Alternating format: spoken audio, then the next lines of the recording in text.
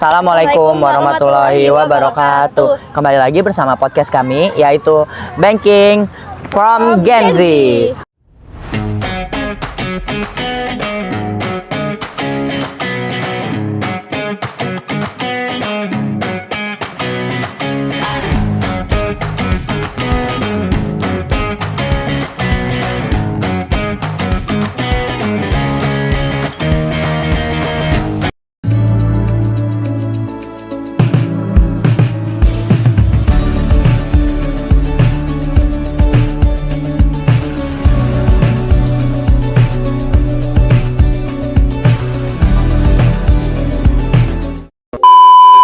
Oke, jadi pada podcast kali ini kita bakal ngebahas tentang perbankan.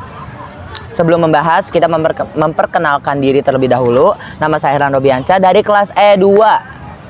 Nama saya Isnani Nur Hidayah. Nama saya Habibie Lestari. Nama saya Tiwan Seningrum. Sebelum mulai podcastnya, kita ngobrol-ngobrol dulu nih bentar sama anak-anak ini nih, Gen Z yang ini nih. Jadi kalian nih tahu kan bank itu apa? Tahu. Iya. Ada yang pernah ke bank? Udah kita semua di sini ngobrol-ngobrol santai aja ya, ngobrol-ngobrol santai. Kalian ke bank kira-kira pada ngapain tuh? Kalau ke bank? Ngambil duit. Ngambil duit? Terus apa lagi? Ngambil duit. Narik duit. Narik duit? Setor Oke. tunai. Setor tunai? Iya.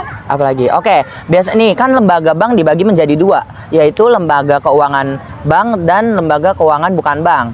Jadi kalau lembaga keuangan bank itu kalau nggak salah itu kayak ATM gitu-gitu nggak sih? Tuh kalian tuh kira-kira pada punya nggak nih ATM? Nggak punya ya? Aku belum punya. Kamu Iya. juga belum? Sama saya juga belum punya. Jadi kalau lembaga keuangan bukan bank itu apa nih kira-kira? Itu kayak penggadaian gitu-gitu ya. Kalian tahu nggak penggadaian? Ada yang pernah ngegade-gade sesuatu di sini? Enggak sih ya, belum pernah. Oke. Jadi itu udah aku sebutin ya tadi dua lembaga yang ada di perbankan. Oke, selanjutnya adalah sejarah perbankan di dunia. Sejarah perbankan itu dibagi menjadi dua. Yang pertama sejarah perbankan dunia, yang kedua sejarah perbankan Indonesia. Jadi pada di Babilonia, Romawi dan Yunani itu diduga usaha perbankan itu memegang lalu lintas perdagangan yang biasanya tuh tugasnya bersifat cuman buat tukar-menukar uang aja. Lalu biasanya orang-orang yang melakukannya itu disebut sebagai pedagang uang. Lalu yang kedua ada perdagangan sejarah perbankan di Indonesia. Jadi sejarah perbankan di Indonesia itu pada periode 1 pada zaman penjajahan Belanda sampai pendudukan Jepang banyak beroperasi bank-bank milik Belanda, misalnya di Java Bank. Oke, yang periode kedua itu pada tahun pertama pendudukan Jepang. Kantor-kantor bank ditutup pada tanggal 20 Oktober 1942. Semua bank milik Belanda dan Inggris dimusnahkan oleh penduduk Jepang. Pada periode ketiga, banyak banget ya periodenya ya. Pada periode ketiga dibukanya Bank Industri Negara yang bergerak di bidang perbelanjaan, pembangunan, khususnya industri dan pertambangan. Oke, pada periode terakhir atau periode keempat itu merupakan periode Orde Baru di mana perekonomian terpimpin diganti menjadi perekonomian yang lebih demokratis. Oke.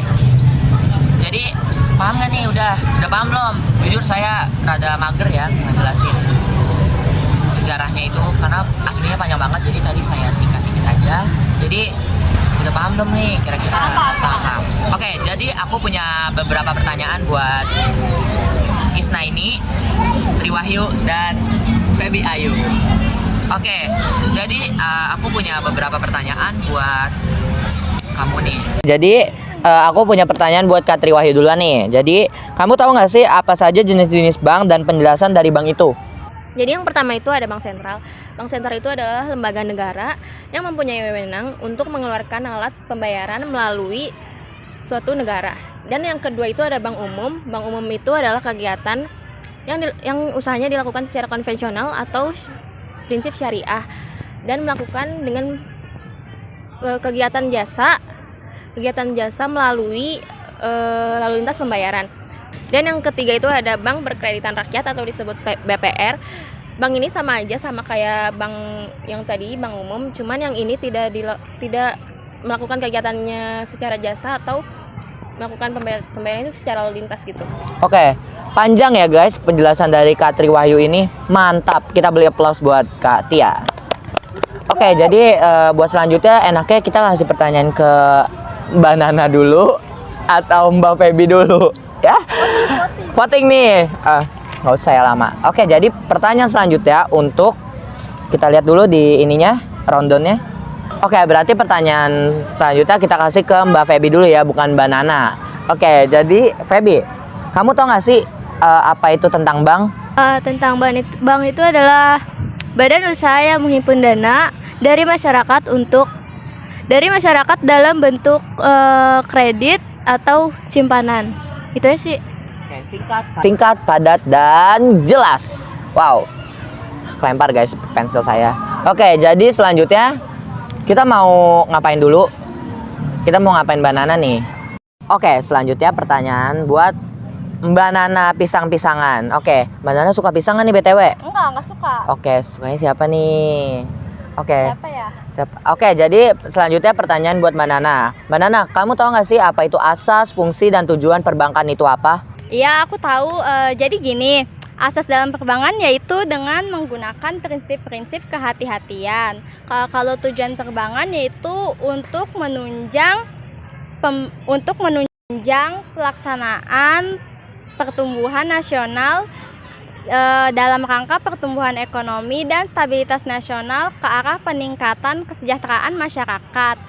Kalau untuk fungsinya, ini fungsinya ada dua. Yang pertama fungsinya untuk sebagai tempat menghimpun dana masyarakat. Yang kedua sebagai tempat menyimpan dana atau pemberi kredit.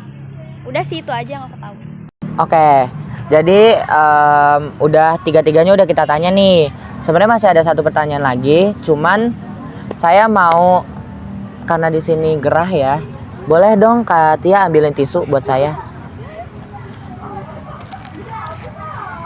Kita nggak di endorse ya guys. Oke, jadi ada 3 pertanyaan lagi, yaitu buat masing-masing dari mereka satu-satu. Itu nanti saya secara random aja ya nanyanya ya. Jadi tadi kan dari Mbak Nana, terus Feby, terus Tia. Oke, sekarang kita mulai dari Feby lagi. Oke, jadi pertanyaan buat Feby adalah, apa saja sih Feby prinsip dari perbankan itu? Yang pertama ada prinsip kepercayaan. Yang kedua ada prinsip kehati-hatian. Yang ketiga ada prinsip kerahasiaan. Dan keempat prinsip mengenal nasabah. Itu aja sih. Itu aja. Oke, itu singkat, padat, dan jelas juga ya. Oke, selanjutnya kita beralih ke Mbak Nana lagi. Oke, pertanyaan buat Mbak Nana nih. Mbak Nana, apa saja produk-produk perbankan? Kalau untuk kredit pasif, yang pertama ada tabungan, ada giro, ada deposito berjangka, ada sertifikat deposito, dan yang terakhir ada surat berharga.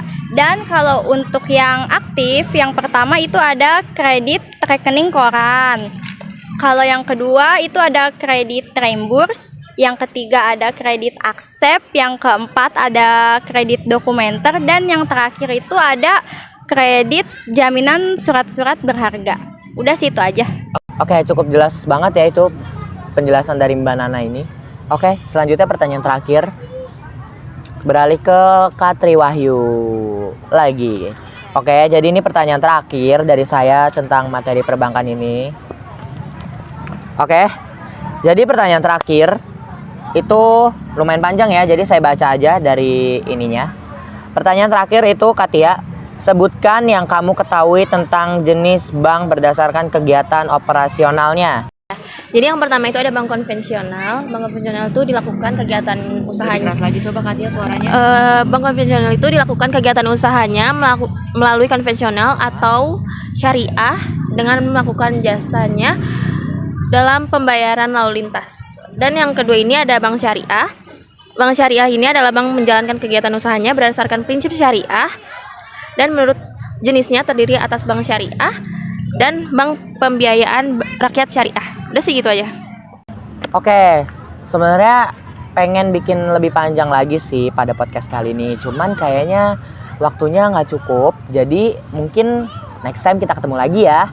Oke, jadi kita udah selesai nih podcast nanya-nanya ke mereka tentang perbankan.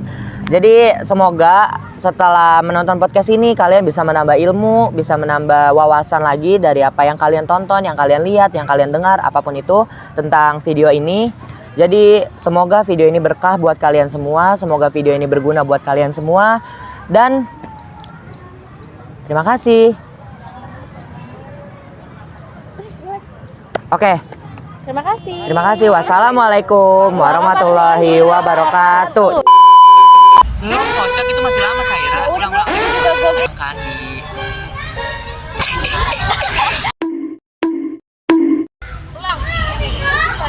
Capek ah.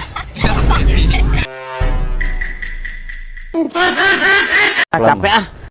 Dan kalau untuk aktif, yang pertama save, yang keempat Banking,